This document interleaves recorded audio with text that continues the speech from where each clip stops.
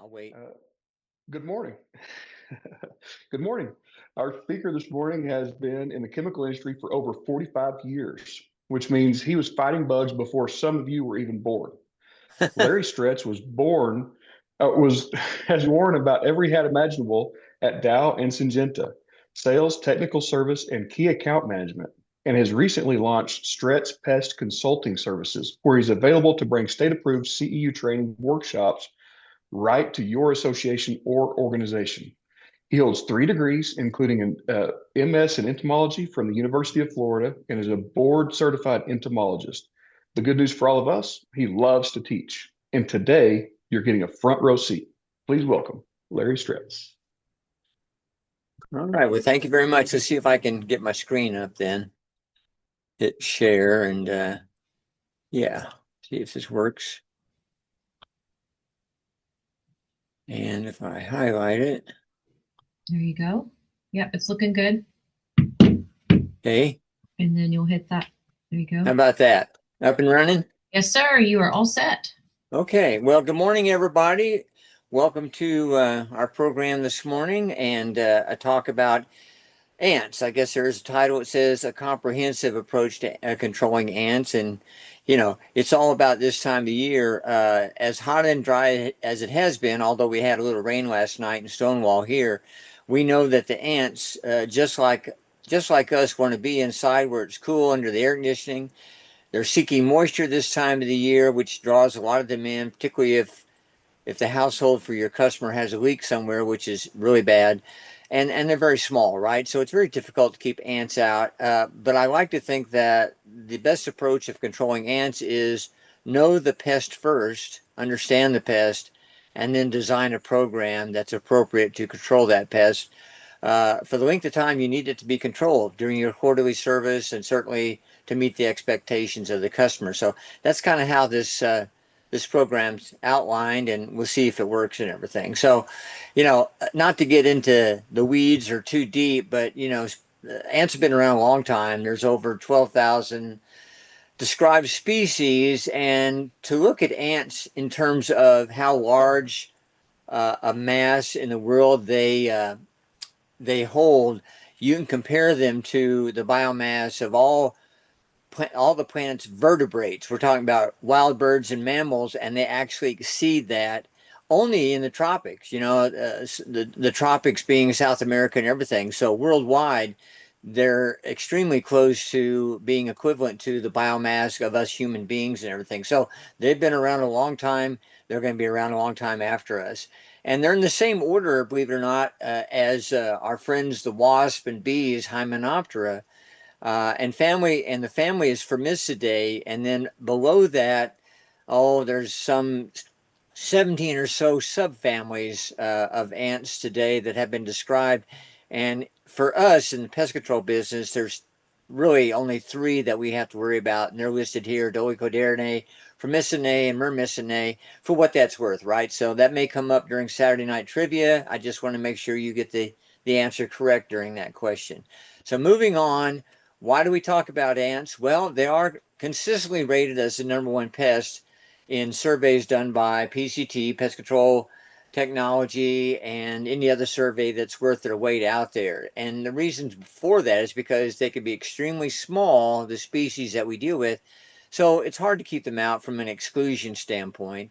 They do establish themselves indoors. We'll talk about some of them that are really good at that, and they're extremely inaccessible, and that can be really problematic. I like to also suggest that we know that the landscapes around our customers' homes and ants have a mutual connection, if you will, and it's called honeydew. That's produced by aphids or other homopteran insects like mealybugs and things like that. So, point being to bring that up is that if you've got customers that have a lot of foliage around their structure, and heaven forbid that foliage is touching the structure, we need to be on the lookout for aphids and other creatures like that that give off honeydew as a byproduct of them feeding on the plant, because honeydew is a primary source of carbohydrates for ants. So the saying goes, if you don't have ants today under that situation, they'll be there tomorrow. So that's a big part of the reason why ants are hard to control.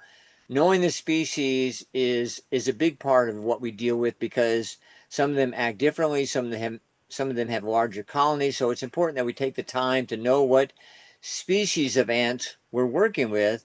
And if you don't know that right off by looking at them and even using a 10x magnifying glass, whatever, take a sample, right? Take a sample back to the shop, look under it with an expert under a dissecting scope to see if you can identify that species, because it will help you design the program you want to take going forward to control them around that customer's home and everything. It is time consuming to find the nest, even satellite nests, but we have to stay diligent and do our best to try to find not only the ants that are foraging about the structure, but they're coming from somewhere and they're extremely cryptic. So we have to take the time to look for those nests and try to make sure that the chemical, the toxin, whatever we're using, gets back to that nest to get rid of the entire colony over time. Sanitation is difficult. We're repeating that mantra to customers all the time. Clean up your conducive conditions, right? Because that's probably the number one reason why these ants are drawn there, because of all these conditions around structures that we make as a person, right? As a customer, to make things look nice, but they also can be a real target and an attractant to some of these ants that like to nest in things. And yeah, to stay on quarterly production, even monthly, but quarterly production, which we are striving to do in our business, you've got to put out a very effective and precise perimeter barrier treatment. So these are some of the reasons why ants are hard to control. There are a few others. What I want to focus on now is, a structural approach of management. And I said it already, but, I'll say it probably many times in this presentation, that our engagement, our discussion with customers is paramount. We need their cooperation. We need to set proper expectations with them, but the cooperation is key. If they work with us, then we're both trying to do the same thing, and that's reduce these conditions around structures that draw ants there in the first place. Requires thorough inspection, no doubt about that. And we've talked about identification of the ants, not just what they look like, but their behavior, right? Where are they coming from? How do they trail? What are their feeding preferences, right? Their foraging behavior. These are all important aspects of ants in general that we have to really be looking for. Reduce those conditions as I talk about, and then our approach in terms of control is a myriad of things. It's not just spraying all the time, going around the house and spraying and saying I'm done, right? Because if we're not really targeting our approach towards where their ants are coming from and how they're getting in a very precise way, it may lead to unfortunate callbacks and things like that. And always document what we're doing, right? Even to the point where if the customer's not cooperating, we have to write that down so they understand that to meet their expectations, they need to be working with us as well. Okay, so inspection is important, right? This was back in the day when I could bend my knees very well, that when you do an inspection, you got to take the time to do that, which requires that you take a little more time at that particular account and really look for these ants everywhere, right? Interview the customer. I've said that again, right? Listen to what they have to say. Sometimes what they say is fiction, I know, but oftentimes they will provide you little pearls of wisdom that will help you target your approach in terms of inspection and also follow-up service. So keep them engaged in the process all through the service and the time you have that customer as under contract. So be properly equipped too. I've talked about the magnifying glasses. Those are appropriate to use while you're there. Sometimes if you have to, have a vial or something you can catch these ants in and put them in isopropyl alcohol. That's just rubbing alcohol. So you can take them back and maybe look at them underneath the dissecting scope. Have a ladder, have bump caps, knee pads, things like that, because you're going to be crawling underneath the houses or getting in the attic, and you definitely don't want to bump your head against some of the boards and things down there or up there. I've done it too many times, and I never learned, but make sure you have these safety equipments on your truck as well. Have some means of detecting your cryptic ants by way of a moisture meter or borescopes and things like that. You all know the drill and what can work for you to help you identify where these ants are, even if they don't want to show themselves. Have knowledge of the construction. There's many types of construction types we have in Texas, from slabs to basements in certain areas, and each and every one of these has an avenue for ants to entry into it. And I'll show you a diagram of that here shortly. And then a couple others, flashlights, right? I have flashlight 1, 2, and 3. Why do I do that? It's because I know the first flashlight I have, as I'm crawling through the crawl space, it's very dark, will go out about halfway through, or as I try to find my way back to the opening to get out of the crawl space. So have another one with you. Have maybe another one charging in the truck. And iPhones are great for communication, but also when you need that to take a good picture to document things that are going on that you can illustrate and share with your customers.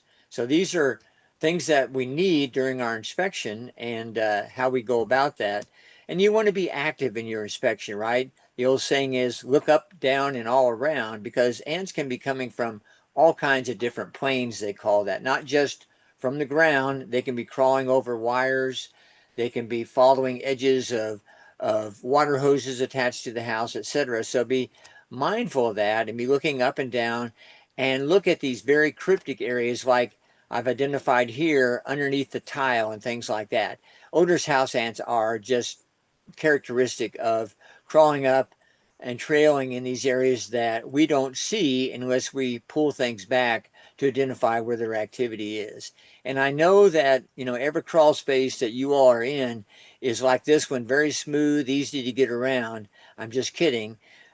We have to be mindful that sometimes we can't access areas that we know are probably very active, and that's where documentation is very important, and to share that with our customers.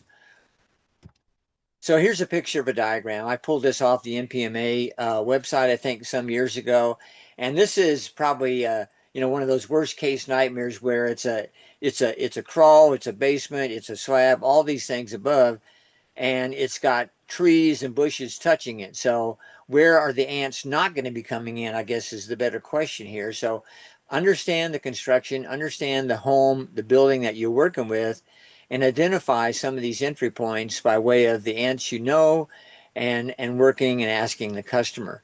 Oftentimes, again, they'll be cryptic, so you might want to use things like index cards with some form of attractant that will pull them out from these cryptic areas to help you identify where their hot spots are and where you need to set up your baiting or your treatment areas. So, these sticky traps, these monitoring devices are worth their weight in gold, in my opinion, in our pest control business. So always have them with you as part of your equipment package.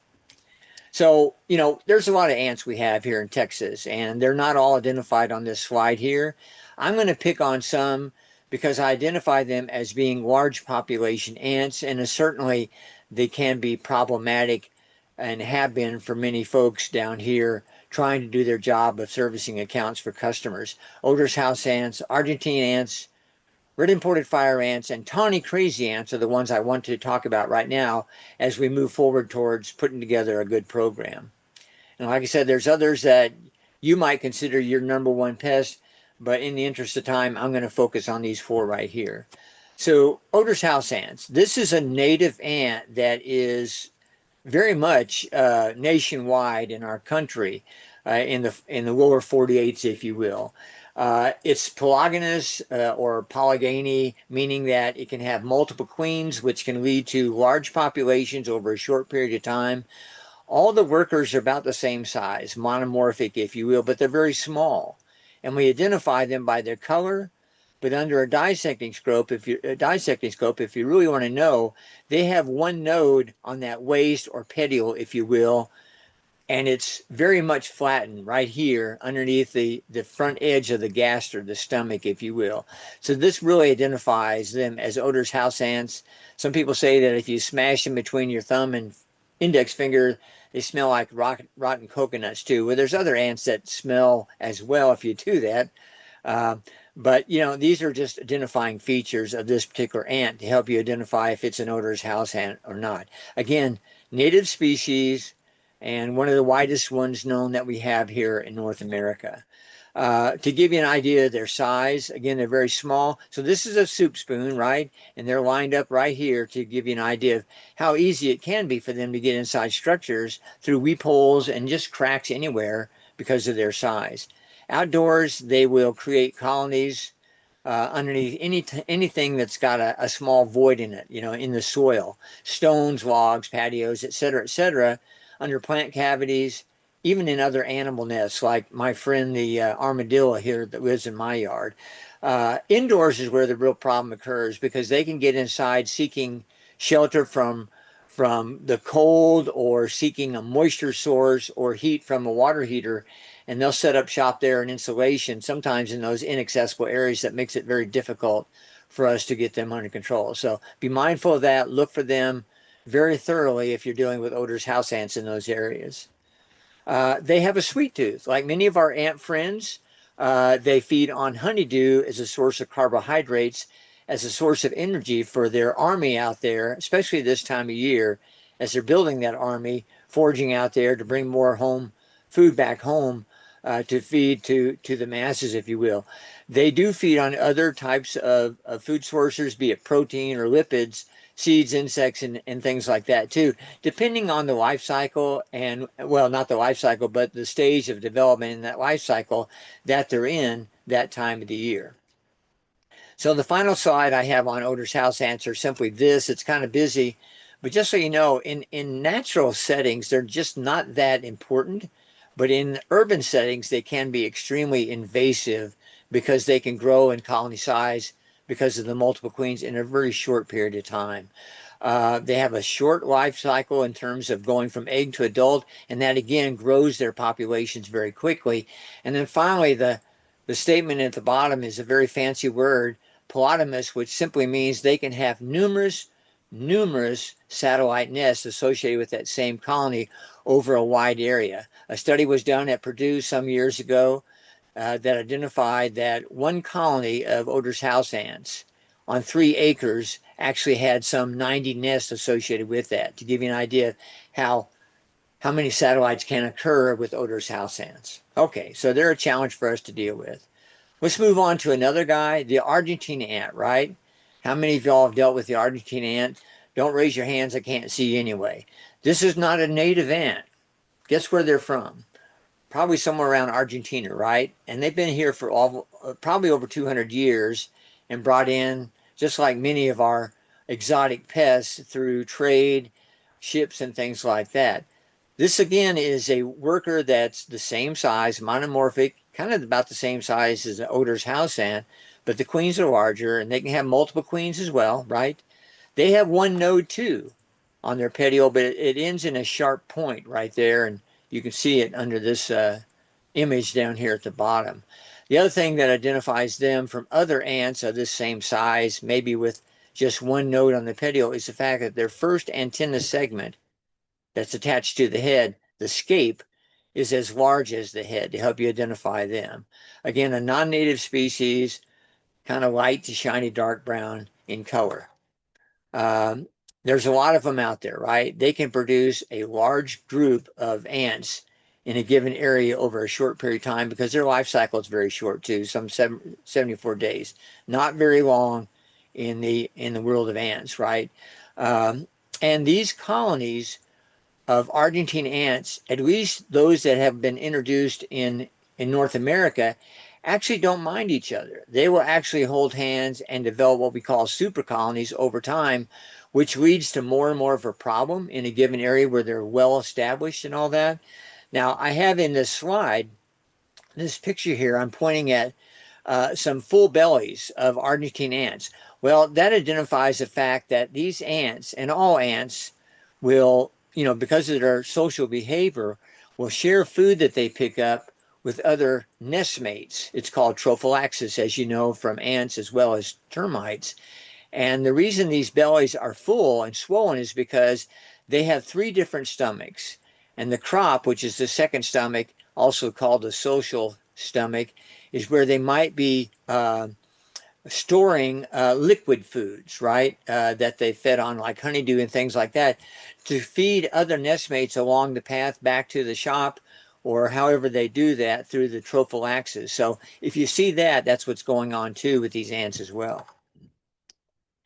And one of my take-home messages in this presentation is going to be on this slide right here. Now, we've kind of gone past the spring season when they're really developing the brood, and this is the brood of Argentine ants that you would find under mulch or underneath the bark of trees, etc.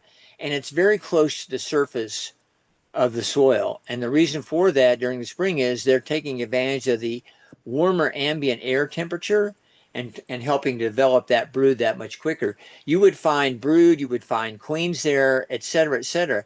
So the point of the slide is when you're dealing with Argentine ants or large population ants at given accounts, and they're just extremely problematic, make sure you're looking at situations like this where you have a lot of mulch or pine straw, and in the early spring season, pull that back. And if you see this right here, you know that when you do a treatment, you're impacting the entire member of those colonies. And if we do that early, we can keep that population down, keep it in check, that we can help control them throughout the whole year and really reduce the chance of having these callbacks. And the last thing about Argentine ants is that the queens will mate in the nest, right? Not have nuptial flights, which leads to their safety and the fact they can grow these large colonies over time, as we just suggested. And I guess I do have one last slide. You know, Argentine ants are well known for developing super colonies we talked about, but they also are strong trailers.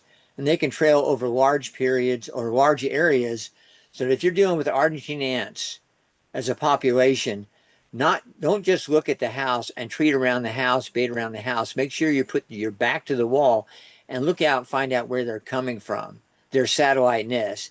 Oftentimes it's off property, but you need to be looking at where they're trailing from to really have an impact on controlling them over time, given that they are such strong trailers in the areas that they've established.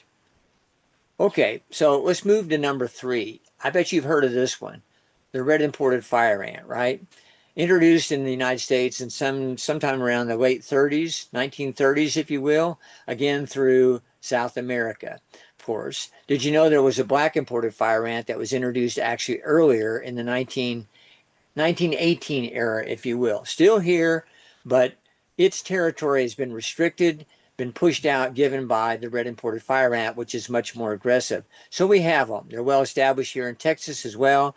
I know personally for a fact that they're in my yard, not just because I see mounds, but because mistakenly I stepped in my wife's garden the other day, and as cryptic as they can be, they found me, and I was over there using the hose to wash them off as quick as I could in a very short order. So they're out there extremely active right now.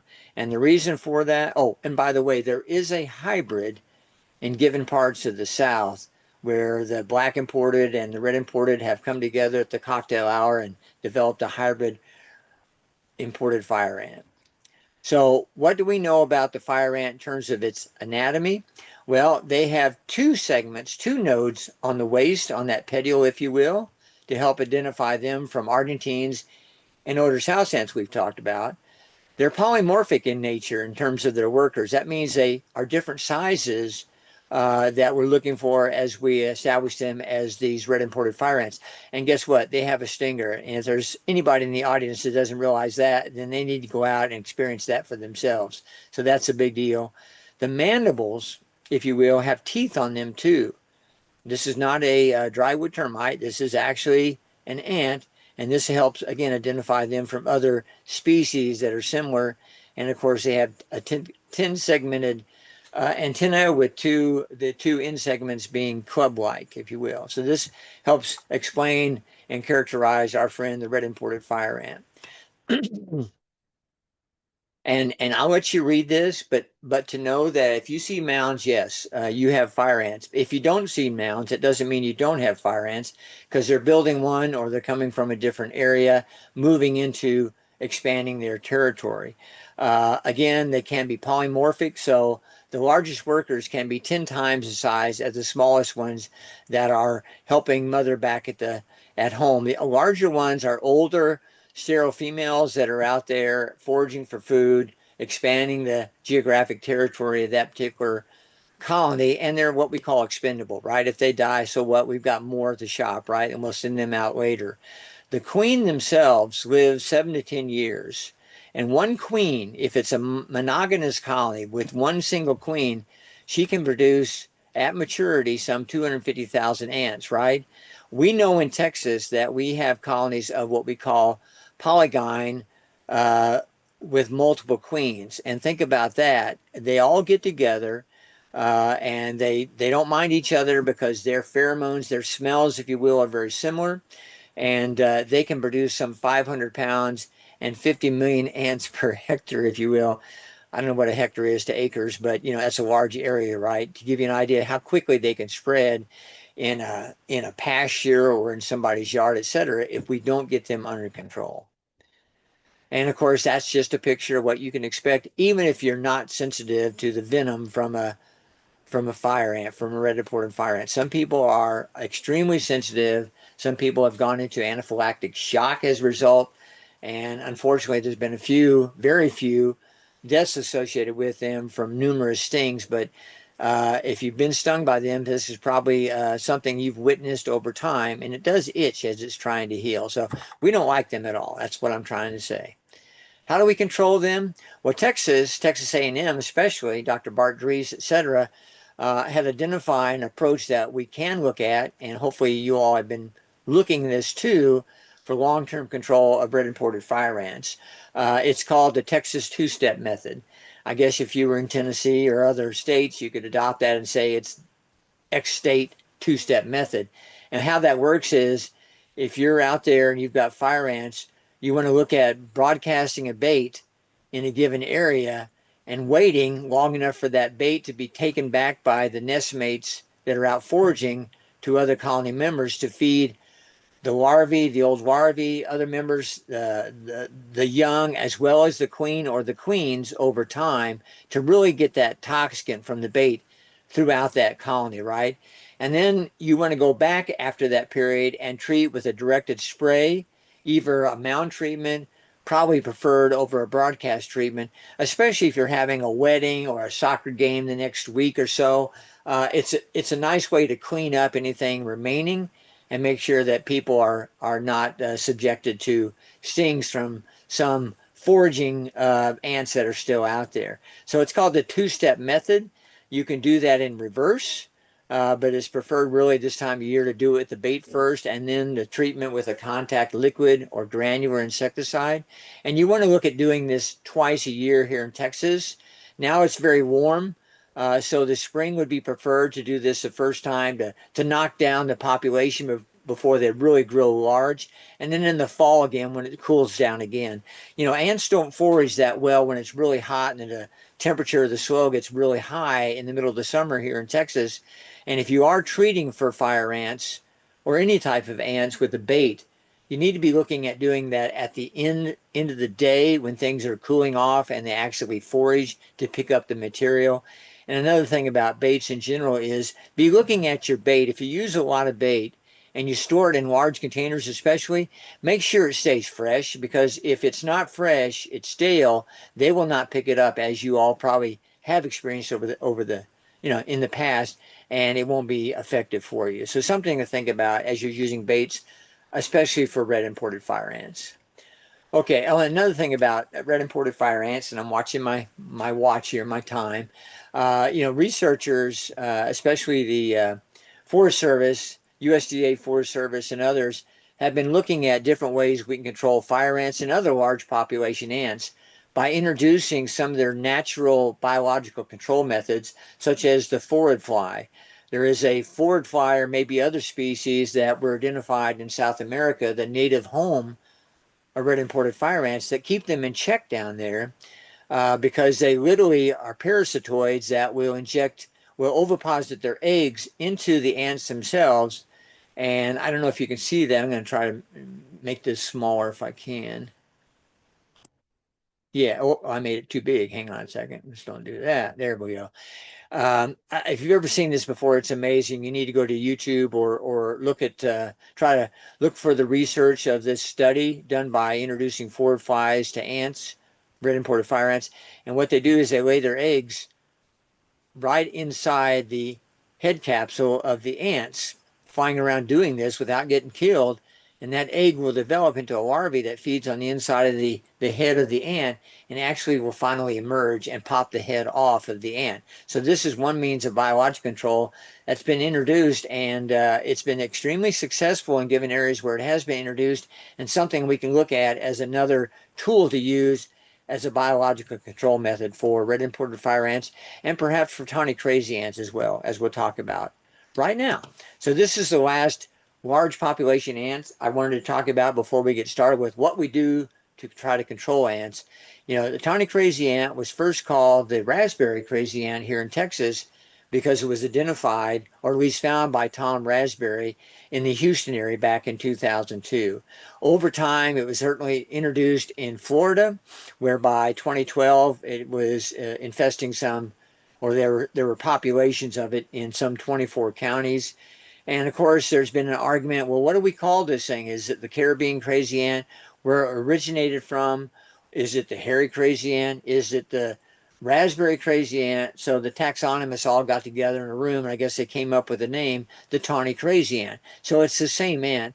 Nylanderia, I should stay away from my Latin, right? Fluva. But, you know, there's no joking matter. This is an ant that we have to deal with. And probably many of you have done that already, especially in the Houston area. And the reason for that is simply they can just outnumber in the millions, if not billions, in their colonies that they establish.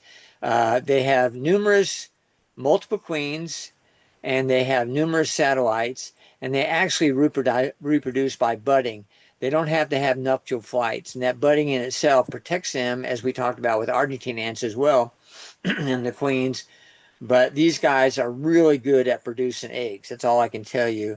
And they can be a big problem in a hurry in a given area where they are established.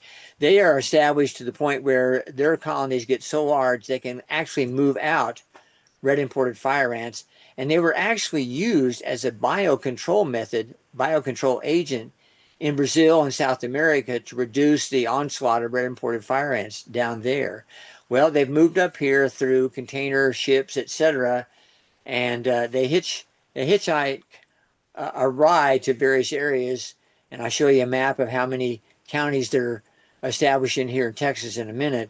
But, you know, they take advantage of the opportunity to move about, and they become established in given areas, taking over areas where fire ants have been, because not only in numbers they outcompete the fire ants for the food sources, but they actually can neutralize the venom from a fire ant sting with the formic acid that they contain on their bodies. So unfortunately, I think they're here with us for a good while that we have to deal with, these tawny crazy ants.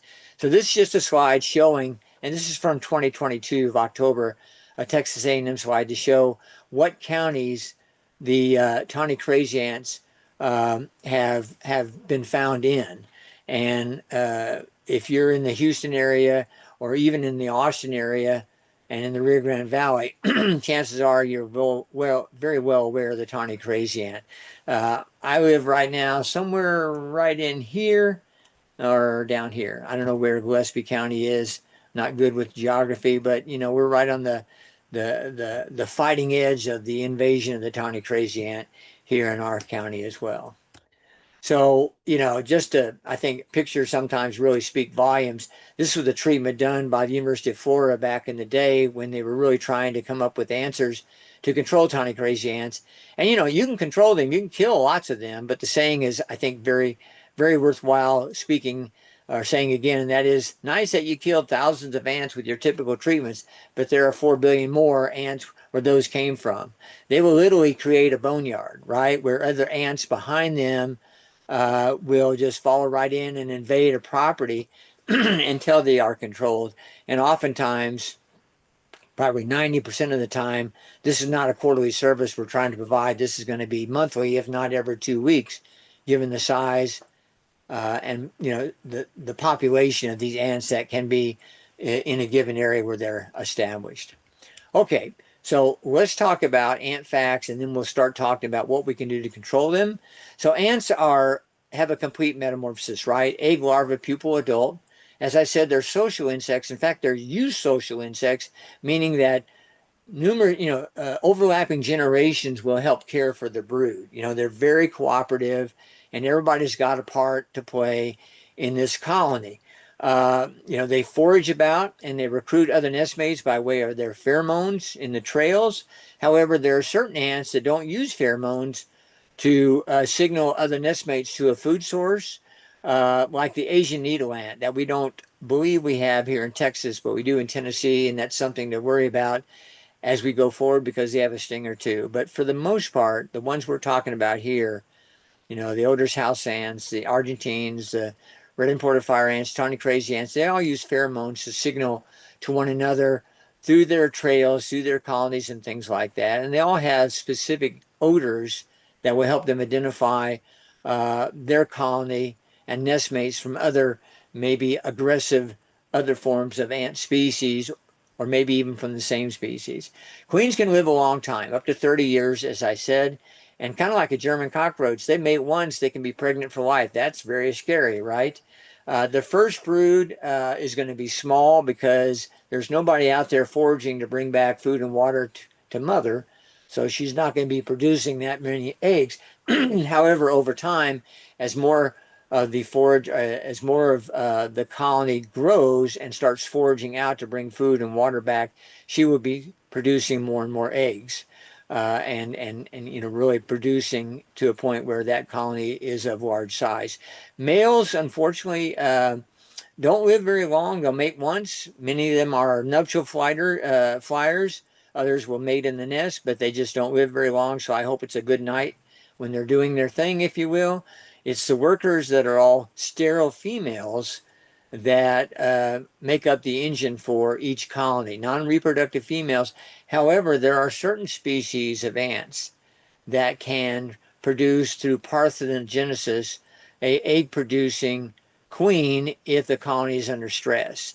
The main queen dies, they need more production, they can actually, through, again, a parthenogenic approach, allow for other sterile workers to start producing viable queens, or viable eggs, if you will. And finally, a statement by Dr. Karen Vail at the University of Tennessee, I think, is profound in that as we're going about inspecting for our ants and trying to determine what approach we're going to take to control them, understand that what you see out there, even with thorough inspections, is just a tip of the iceberg. 5 to 10% of the ant population, given their cryptic nature over time. So it's going to take us some time, and we need to introduce the proper chemistry, if we're using chemistry to control them, that's going to be carried back through their social nature, back to other nestmates, to get them effectively under control too. So we're looking at, from an exterior standpoint, the use of baits, resource elimination, let's clean up the act so we're not drawing these ants to the structure.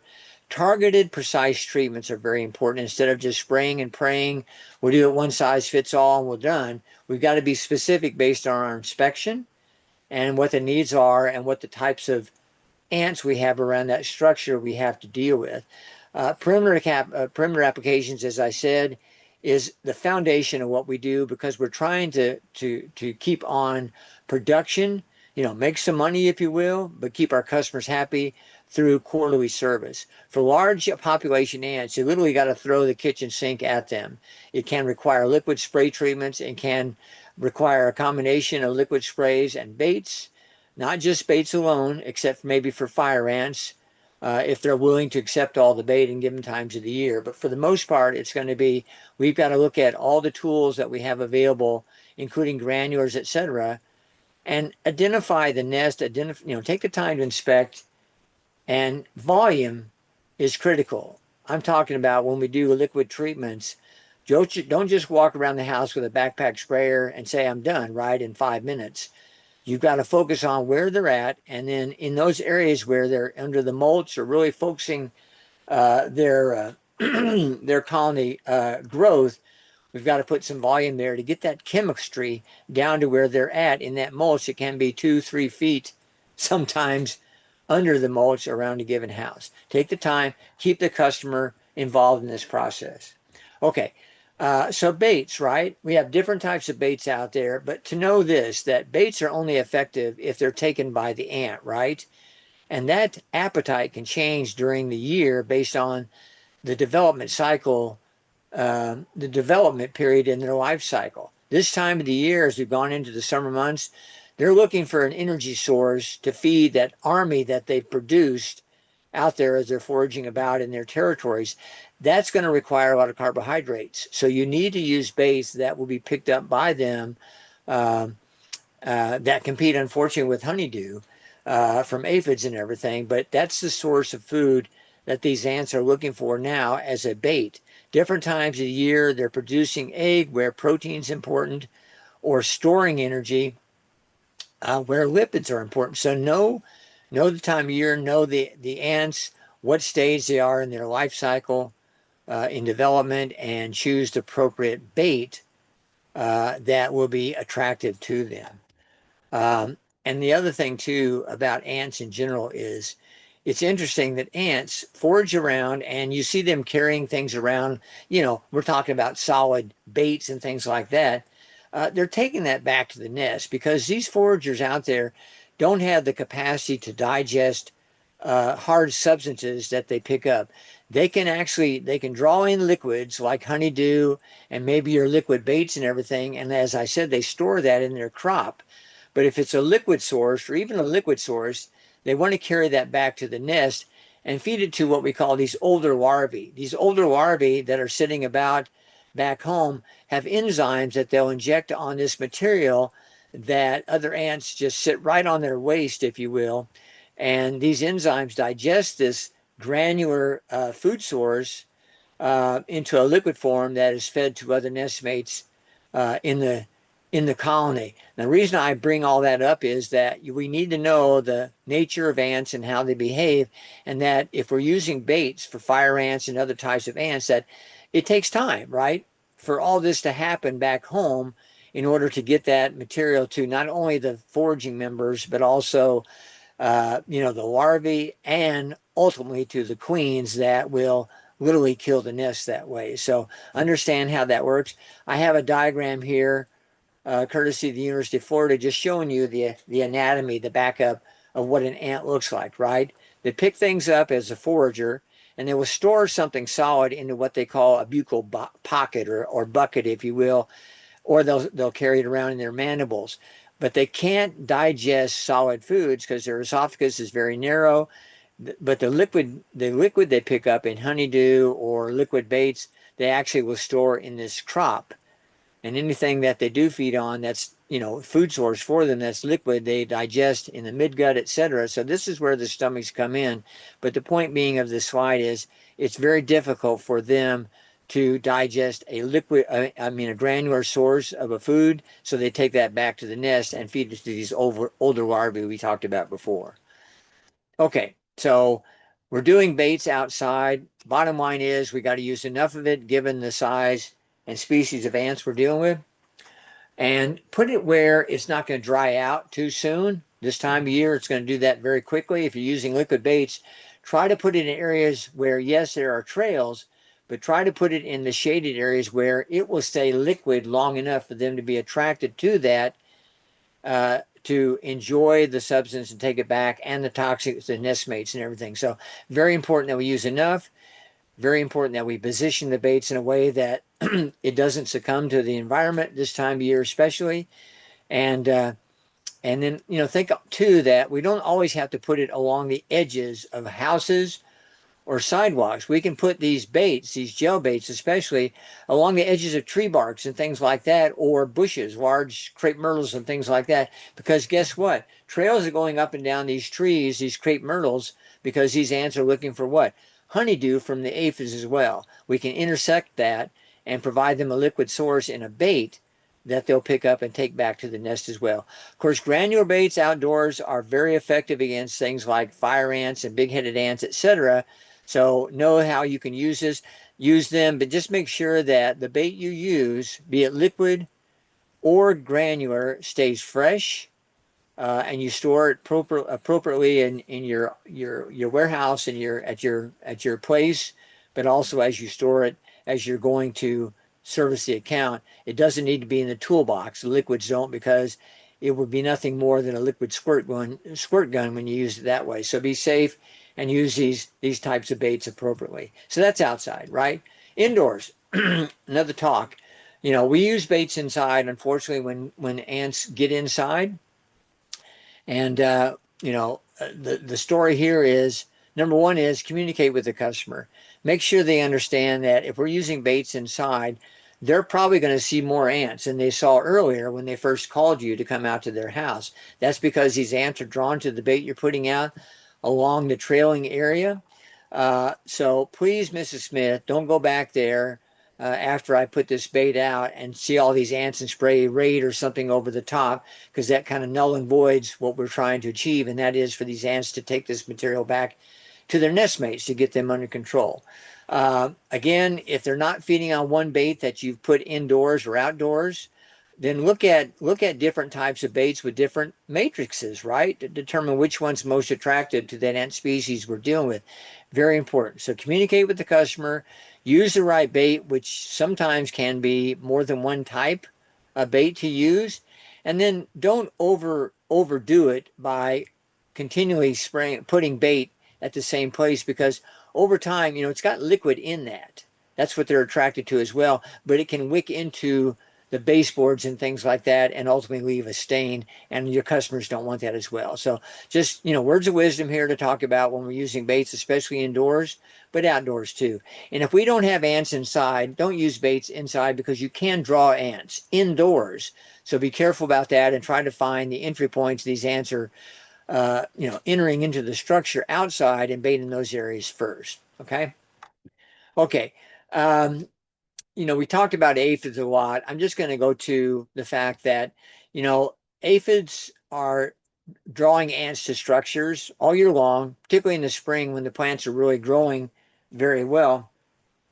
And that can lead to large populations in a hurry.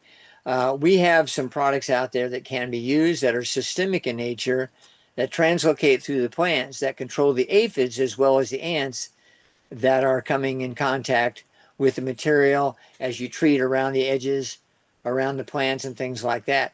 Tandem and Tempered are two products that I'm very familiar with, given that I used to work for Syngenta, but there are others perhaps. But the key is that they're systemic and can be translocated through the plant by way of the root system or the foliage to effectively control aphids.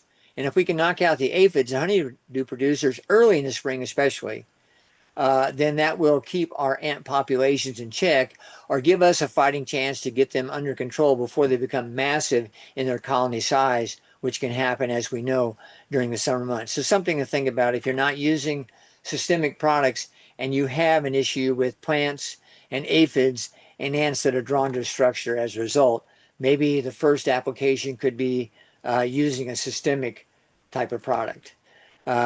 Think too that ants like to follow edges, right? So be sure you're looking for foraging trails along sidewalks, driveways. They also will follow natural made edges like tree roots and things like that. This is a great source of doing targeted treatments to control those ant trails, and possibly using products that are non-repellent and slow acting in nature, so they can carry this back to other nestmates.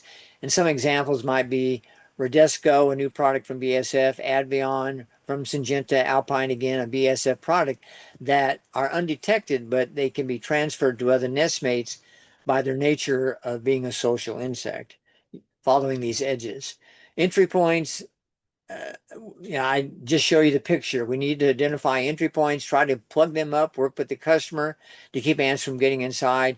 But if they continue to get inside and trail up in these areas, we need to treat in these areas as well, perhaps using a foam or a dust formulation to really try to prevent them from getting inside the structure. And the same holds true with, large situations with, say, carpenter ants or other ants that will climb across and get inside the structure by way of what we call the bridging effect, bushes up against the house, etc. Oh, sorry, I'm going the wrong way here. or trees and things like that. This is a perfect way for ants to gain access into the structure. So if that is the case, trim back the material, talk to the customer to get that done, and use a material that's slow acting again and is foam or dust white to, completely not fill the void where you're treating, but coat it so that these ants that are trying to gain access into the structure are exposed to the treatment. Okay, and then finally, I talked about that perimeter application. I'm a big proponent of, especially where you've got heavy mulch or pine straw, to put out enough volume of water along with your insecticide to carry that down to where these nests are during the summer months that we're in now, where they want to get down in the cool soil where there's moisture. We've got to carry that insecticide down with more volume. Doesn't always mean you got to use a power sprayer, but use a backpack that's large enough and take the time in those areas where these ants are targeting or aggregating to put out enough volume. And certainly things that are more effective this time of year and will stand the test of time are formulations that are protected with a microcap or an SC formulation. And I've got some listed here in Demand, Fendona, Onslaught, Talstar. These are products that are coated or at least set on the surface or protected from the environment and break down this time of year with the hot summer coming down and trying to bake them. So be thinking about these formulations again and the volume to use when you do a perimeter treatment. Typically 3 foot up or 2 foot up and 5 foot out around the structure, but focus on the targeted applications based on your inspection and where these ants are aggregating. And use enough volume to get down to where they're at. Termidor has a label that allows for you to use it depending on the percent material you're using up to 4 times a year per calendar year, or 2 times, again, depending on, the species, the level of infestation. So it's a great asset that we can use too now for control of ants. And of course, for tawny crazy ants in the state of Texas, we have the Section 18 emergency exemption label that allows for you to use Termidor to control tawny crazy ants in a wider area at least twice a year. And this has been extremely valuable in terms of keeping tawny crazy ants becoming a problem in given areas where they're now established. So if you're not aware of that, do the literature search to find this out, or talk to your BSF representative, Dr. Bob Davis, and others to get more information. But this, again, is a valuable tool that we have available. And this is actually, this Section 18 is authorized in Texas through October of 2028. That's a good news. Okay, I'm going to start wrapping up here, but I do also want to say that mulch is not our friend, okay? Mulch makes things look pretty around the house. We know that. Or pine straw if you live in the South. But also can harbor a lot of different arthropods, from earwigs to ants, right? Underneath that mulch, because they want to stay cool. They're going to stay where there's a leak, etc. So be focusing on these areas as we're looking for what do we need to do to control these ants in these especially problematic homes, because this is where they're going to aggregate. This is where, as I said earlier, you want to focus your volume of material. If not, also use a granular bait in the area, because this is going to give you a bigger bang for your buck, if you will, if you identify these hot spots. Granular sometimes work better than baits, because if you have a lot of bushing and things like that around the structure, they actually can be more effective in getting it down to where the mulch is, where you're trying to target your applications against these various pests like ants. Another thing I'll recommend is, if you've got ants, any kind of ants, and they're underneath the mulch. Oh, and by the way, there's some poly sheathing underneath the mulch as well to keep the weeds from growing, and the ants are using that as a protective barrier. How do we get the ants under control under that situation? This is where you want to draw the ants out by using a bait. And one in particular is the Adbound insect granulars that will pull the ants out as they're looking for baits. They go through what we call a killing field, where you're doing a treatment perhaps in the mulch with an insecticide, and they'll be controlled there, if not by the bait itself. So you've got to understand the situation, and if it's a situation as I described right there, using baits in another concentric band outside of your contact insecticide may be valuable to get them under control. Hopefully that makes sense to you. Okay, be focused on your treatments. I'm about done here, and this is Mother Goose talking here. You know this, right? Watch for nozzle wear on your equipment. Keep your sprayer, if you're using a pump up sprayer of any kind, adequately pressurized so you're consistent in your spray. And during the downtimes or any time you have a moment, make sure you're calibrating your equipment so that your flow rate you're putting out is consistent. You know what it is and how much volume and insecticide you're using. All these other things I'll let you read, measure and mix accurately, and be systematic. I think that's a big important thing to remember is as you're doing your treatment, be systematic on how you approach a structure and how you're trying to control these ants, right? Because if we skip something, that can unfortunately lead to what we call a callback in our business. So, conclusions are that, trying to reduce the requisites of life that these ants and other arthropods survive with, food, water, and harborage, is what we do. By working with customers to reduce those conducive conditions, it's very important that we keep them engaged in this process. Know the pest.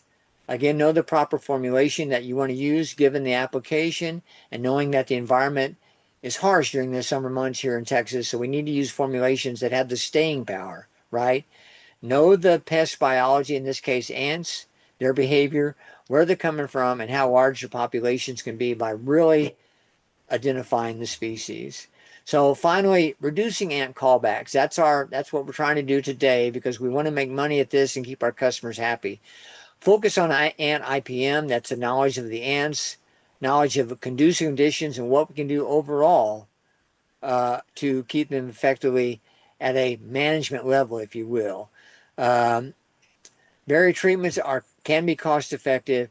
Other value added benefits include targeted treatments, especially in the springtime, to reduce our honeydew producers to keep our ants in check early so they don't grow large population during the summer months. That's by using a systemic insecticide, perhaps. Perhaps one time a year or maybe two, use a foam application or dust in these potential entry points around structures. Use baits appropriately. Use them outside, especially. Use them inside if the ants are there already. And make sure you talk to customers about not destroying what you're trying to do with baits indoors, and that they need to be patient if you're using baits primarily to control ants indoors before they can be controlled. And think about fire ants as a really value add that's going to keep our customers happy if we can reduce the ant populations of fire ants, especially stinging ants outside, to keep little Susie from being stung as she's playing on the swing set. That's a big deal for customers that will keep them coming back. Just keep them involved in the process. So a couple of final slides is, if you don't know, so I work for Oldham Chemical. I'm a contracted consultant, if you will, but I work for Oldham Chemical as we're trying to establish a beachhead here in Texas as another source of supply for you all. We'd like for you to think about us and maybe throw a little business our way as we're growing here in Texas as well. I'm the sales rep that lives in Stonewall here, and I cover all of Texas, and I'll come see you if you'd like me to, and we'll talk business and whatever else we can do to support your business. But, Oldham has been around a long time. Located in Memphis, some 60 plus years, and well established, well known for equipment, customized equipment building, and we have every size and shape you need. But we're also a full line distributor with the chemicals and all the other things you need to make your business thrive and be profitable during the year. So think about us. There's the 800 number. And I'll give you my contact number here too. Again, I'm Larry Stretz, live here in Stonewall outside of Fredericksburg. And here's my contact information, my email, as well as my cell phone number. If I can help you, if I can help your business, please give me a call. Be glad to see what we can do for you and just really appreciate your business long term. And with that, I'm done. I appreciate you all being patient with me, and I think we're good on time. And I'll leave it 1 minute left for any questions, I guess. So turn it back to